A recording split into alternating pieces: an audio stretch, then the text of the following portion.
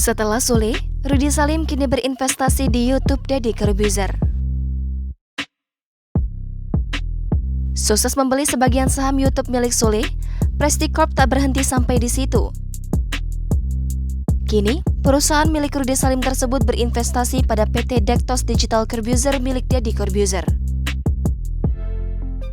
Penandatanganan kerjasama itu dilakukan di showroom Prestige Motorcars Fluid, Sabtu 12 Februari 2022. Rudy Salim pun berharap kerjasama ini bisa semakin meningkatkan valuasi perusahaan. Saat ini, valuasi PT Dektos Digital Corbuzier diklaim mencapai 1 triliun rupiah. Prestige Corp pun diharapkan menjadi mitra strategis dan dapat meningkatkan valuasi PT Dektos Digital Corbuzier hingga 4 kali lipat. Saat ini, kanal YouTube Deddy Corbuzier memiliki 17 juta subscriber dengan jumlah views yang sangat tinggi 3,4 miliar. Selain Close the Door yang sangat terkenal, Deddy Corbuzier juga baru saja membuat program stand-up komedi berjudul Somasi dengan jumlah penonton yang tak kalah dahsyat.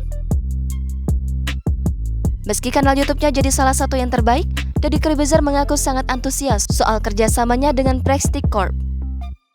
Prestige Corp berharap investasi ini akan menjadi sebuah merging power untuk meningkatkan profesionalitas perusahaan dan menjadi warna baru bagi para penonton YouTube.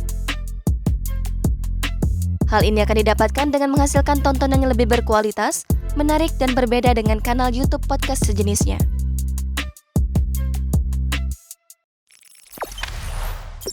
Jangan lupa subscribe, share, komen, dan like ya!